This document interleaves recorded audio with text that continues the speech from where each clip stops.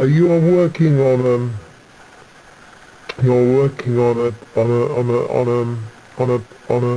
a play about three sisters. Well, no, actually, no. I'm working on a film, or at least I have made the basis of a film, which was given to me by an idea of a close friend who had a loose affair with my mother. A loose affair. This was something that had some effect on the art. Your art. It's your story, your part. No. It had more of an effect on my father, who was a black sheep for the family for so many times that really I was prevented from meeting any of his brothers, or who I thought were his brothers. Ah, so this is where the play that you wrote, The Three Sisters, had its basis. Is that the three sisters helped you to find the brothers that you couldn't ever meet? No. We were without the three sisters also. The three sisters were not related at all to my mother. The three sisters were not related at all to my mother. If anything, they were related to my father. They were related to my father. If anything, they were related to my father. On my father's side, you see, let me explain. My father was the black sheep of the family. He was considered to be a rebel with a cause. Now, not as in the case of James being the rebel without a cause. My father was the rebel with a cause, recognized by the three sisters, his three sisters. One was claiming that he had things against his father which he should have known nothing about. Oh, this in fact is your father. This is over, if I remember rightly, you were saying this is about your father was born out of wedlock, wasn't he? No, my father's past was pre the sanctuary that was offered by, if you like, my mother from the age of 12, because my mother was going with my father from the age of 12. My father was 12, and my mother was, I think, 17. And the fact that my father was trying to say that he had been born outside of wedlock made him the black sheep of the family. Oh, I see. So your father was in fact, well, I can't say it, can I? But your father was in fact... Yes, well, he was treated as such. But the three sisters is not about the three sisters in the play, in the story. Oh, it's not about the three sisters. Oh, no. The three sisters in the story is about three kings. Three. Oh, this is ridiculous. The play is about three sisters. Which is not about three sisters at all, it's about three kings. Well, no, actually, it's more of about three monarchs. which, if you look at the history, for instance, have you heard of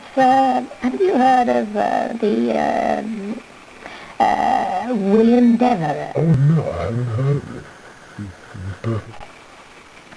Well, he is associated with Walter Devereux, and he's associated with the murder of von Wallenstein. Von Wallenstein, you may not have heard of.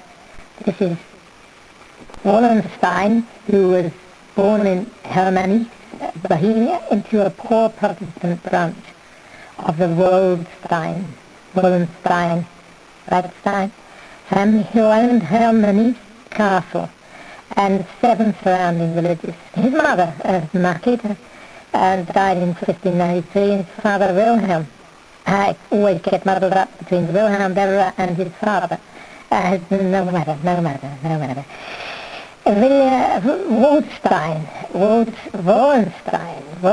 Von Wallenstein, he was responsible. They had him raised bilingually. The father spoke German while his mother preferred Czech. He was responsible. Oh yes, well, he managed an estate, if you like, in Western Germany, and he was rather after the what Napoleon Bonaparte was going to be after 150 years later, in some 1633, I think. He was after the trying to present the unification or the process by which the Church of Rome was imposing its will, its Catholicism, if you like, on the Western Europe, and it's about 3 monarchs who have an affair which it cannot ever be written about because it's actually a horror story. It is a horror story of the worst sort that actually takes such innocence as Mozart. Have you heard of Mozart? Yes, you heard of Mozart. Who takes such innocence and has them believe that they will end up as composers.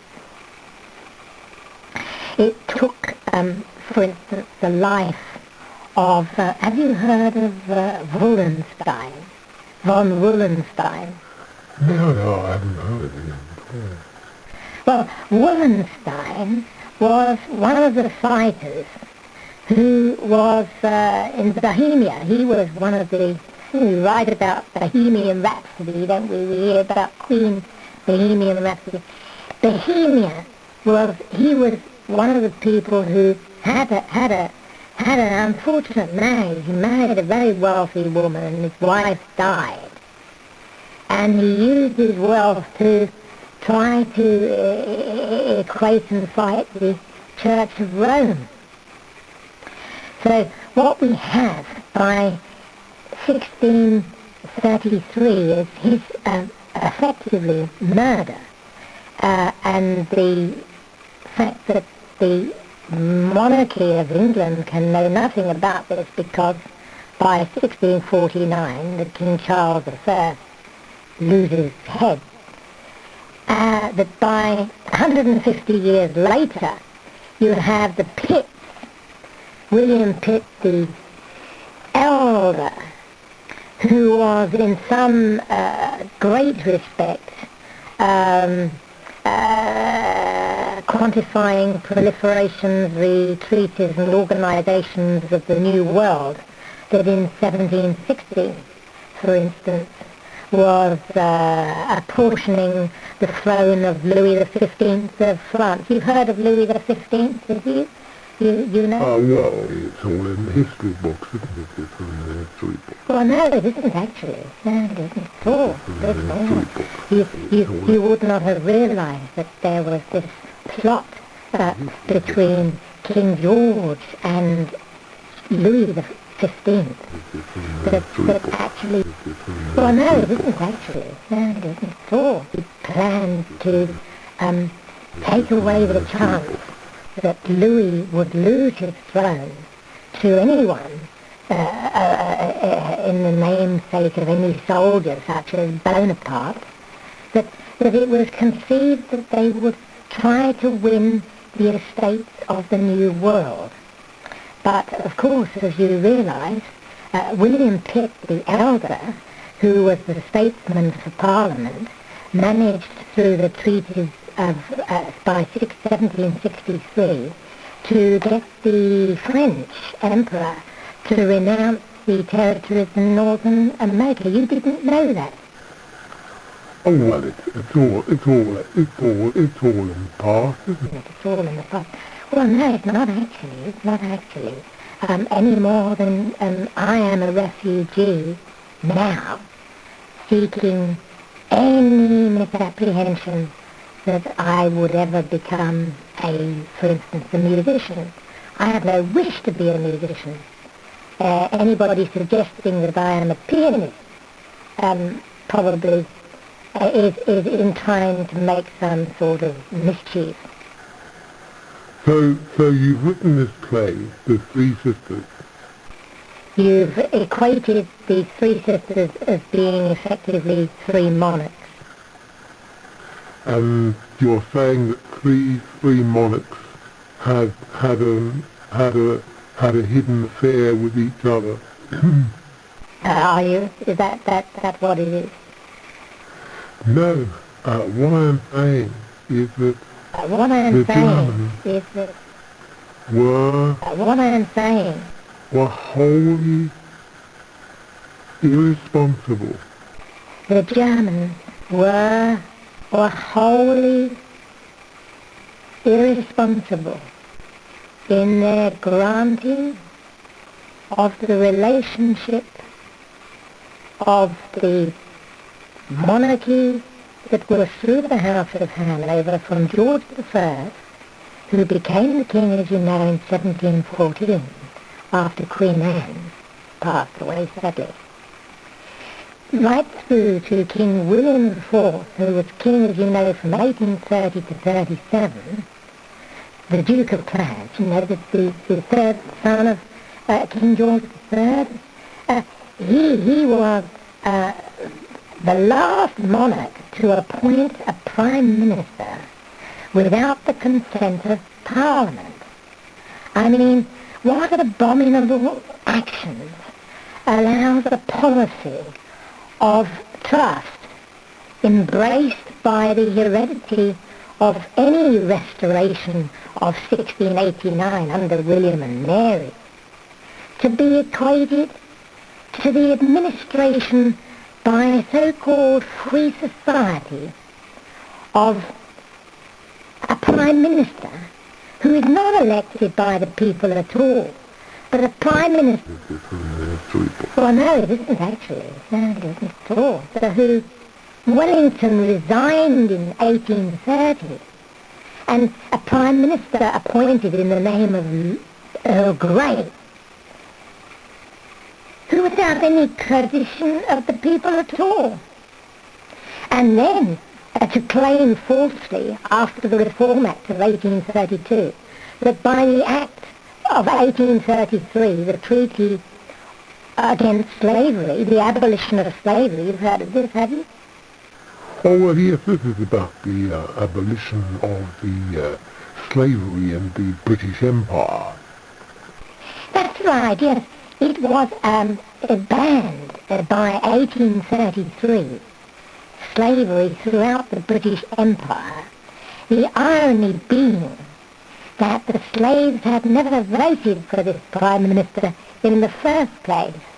That you wonder why you ended up, in fact, with a German king consort in the husband of his niece, that is William IV, his niece, who was the Victoria, who was the Queen of England and the British Empire from 1837 through with her husband, Prince Albert, until his death in 1861, sadly died, at Windsor Castle, until her death in 1900, when 1901 was the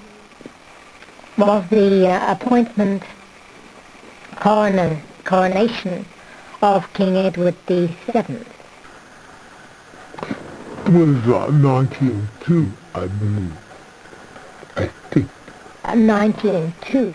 So you have effectively the Three Sisters, my play, which has been not about three sisters, but is in fact about three monarchs who didn't in fact know each other, or at least didn't know each other as well as they should, and effectively destroyed Europe, destroyed what was going to be the United States of America, and related, if I'm not mistaken, to, well, we don't talk about current Prime Ministers, related to, shall we say, the traditions of the grand traditions of the future. I don't refer, notice, in the Three Sisters to anything to do with the past. It is all in the future. It all takes place in the future.